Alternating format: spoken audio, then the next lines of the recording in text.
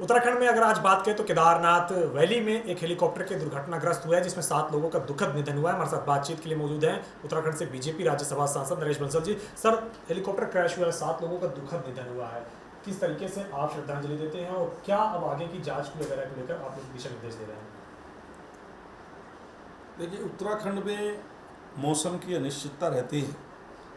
मौसम बिगड़ने के बाद कई बार फ्लाइट कैंसिल होती है, कई बार बीच में मौसम बिगड़ता है।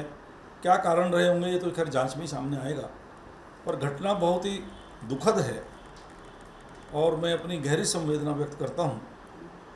जो मृतक हैं उनको मैं अपनी श्रद्धांजलि देता हूँ और परमपिता परमेश्वर से प्रार्थना करता हूँ कि उनको अपने श्री चरणों में स्थान दे तथा उनके परिवारों को इस असीम कष्ट को सहन करने की शक्ति प्रदान करें।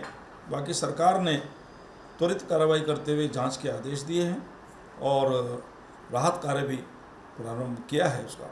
तो मुझे लगता है कि जल्दी ही जांच में जो कुछ सामने आएगा, किसकी गलती थी, कैसे हुआ, क्या हुआ, तो उसके अनुसार सरकार कार्रवाई करेगी। सर, इसके अलावा एक अलग सवाल है, प्रधानमंत्री नरेंद्र मोदी अपने 3 दिनों की आध्यात्मिक यात्रा पर जा रहे हैं। 21 तारीख को जहाँ केदारनाथ जाएंगे, 22 को बद्रीनाथ, 23 को अयोध्या जाएंगे। क्या संदेश आप देखते हैं, क्योंकि कांग्रेस पार्टी लगातार कह रही है कि महंगाई और बेरोजगारी से प्रधानमंत्री त्रस्त हो गए, इसीलिए प्रभु की शरण में जा रहे हैं? नहीं, प्रधानमंत्री जी पहले से प्रभु की शरण में जाते रहे हैं और भारत का जन सामान्य प्रभु की शरण में जाता है। विपक्ष के नेता जन सामान्य से कटे हुए हैं, जन सामान्य के से उनका कोई संपर्क नहीं है और प्रधानमंत्री जी क्योंकि जन सामान्य को भी समझते हैं, उनका लाइव कॉन्टैक्ट है जन सामान्य से और वो प्रभु की शरण में रहते हैं, प्रभु के आशीर्वाद से सब काम करते हैं, वो वहाँ पर आ रहे हैं। लेकिन विपक्ष के नेताओं को ये समझ में नहीं आएगा कि भारत की मूल प्रवृत्ति क्या है। प्रधानमंत्री जी भारत की मूल प्रवृत्ति को समझते हैं, उसके अनुसार काम करते हैं और जो 60 साल तक इन्होंने दबाए रखा जिसको, वो चीज़ उभर करके सामने आ रही है विश्व के सामने। विश्व उसको देख रहा है।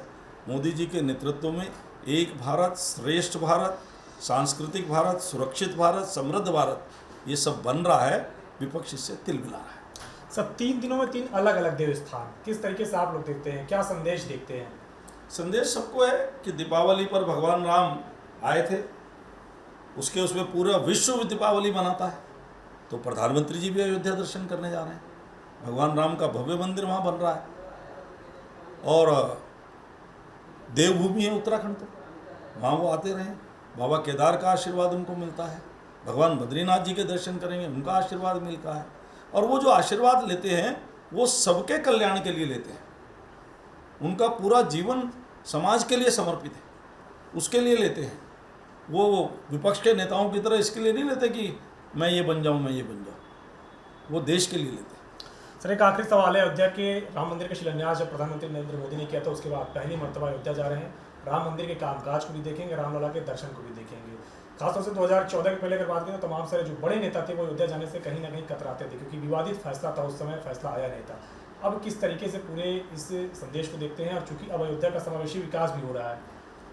उन्होंने अगर भारत के साथ और जन सामान्य के साथ जुड़ने का प्रयास किया होता विपक्ष के नेताओं ने, तो ये समस्या बहुत पहले समाधान हो जाती, किंतु उनकी वोट की तुष्टीकरण की राजनीति के कारण ये समस्या इतने समय तक लटकी रही और वोट की तुष्टीकरण से ऊपर हटकर देश के लिए काम करने वालों ने इस काम को करके दिखा दिया।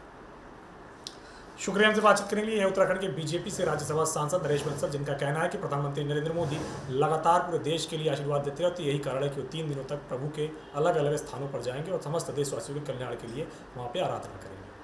कृष्ण विपिन कुमार के साथ अविनाश तिवारी, एबीपी गंगा, दिल्ली।